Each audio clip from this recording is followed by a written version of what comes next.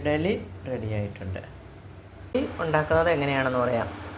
ഒരു പിടി മട്ടയരി, 1 കപ്പ് സാദാ പച്ചരി, 1 കപ്പ് ഇഡലി റൈസ്, 1/4 സ്പൂൺ ഉലുവ, അതേ കപ്പിന് തന്നെ 1 കപ്പ് ഉഴുന്ന്. രണ്ടും സെപ്പറേറ്റായിട്ട് കുതിർത്ത് വെക്കുക. രണ്ടും സെപ്പറേറ്റായിട്ട് വെള്ളത്തിൽ ഇട്ട് വെക്കുക. 1 മണിക്കൂർ വരെ പുറത്ത് വെക്കുക.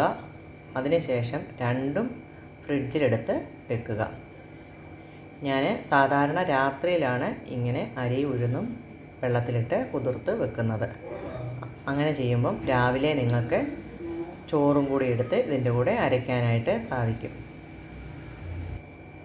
രാത്രി അരച്ച് വെച്ചാൽ ഉള്ള ഒരു ചെറിയ പ്രശ്നം, രാത്രി തണുപ്പാണെങ്കിൽ നന്നായി പുളിച്ച് വരാൻ താമസിക്കും. അതേസമയം രാവിലെ വെക്കുകയാണെങ്കിൽ ചൂടൊക്കെ ഉള്ളത് കൊണ്ട് നമുക്ക് വൈകുന്നേരം ആകുമ്പോഴത്തേക്ക് മാവ് പുളിച്ച് പൊങ്ങും. ഉലുവ ഞാൻ അരിയുടെ കൂടെയാണ് ഇപ്പോൾ ഇട്ടിരിക്കുന്നത്. ഉലുവ അരിയുടെ കൂടെയല്ല, ഉഴുന്നിൻ്റെ കൂടെ തന്നെ ഇടണം.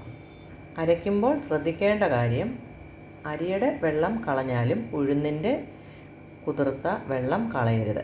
ഉഴുന്ന് രാവിലെ ഫ്രിഡ്ജിൽ നിന്ന് എടുത്തതാണ്. ഉഴുന്ന് ഈ വെള്ളം തന്നെയാണ് അരയ്ക്കാനെടുക്കുന്നത്. അരിയുടെ വെള്ളം മാറിയിട്ടുണ്ട്, അതും രാവിലെ ഫ്രിഡ്ജിൽ നിന്ന് എടുത്തതാണ്. കൂടെ ഈ അരക്കപ്പ് ചോറും എടുത്തിട്ടുണ്ട്. ഇത് 3 കൂടിയാണ് അരയ്ക്കുന്നത്.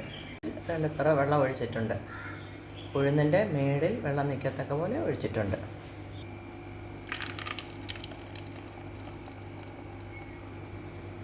അരിയും ചോറും ഒന്നിച്ചിട്ട് അരയ്ക്കുകയാണ്. 1/4 സ്പൂൺ ഉപ്പാണ്. ഉപ്പും കൂടെ ഇട്ടിട്ട് ഇളക്കി വെക്കുക.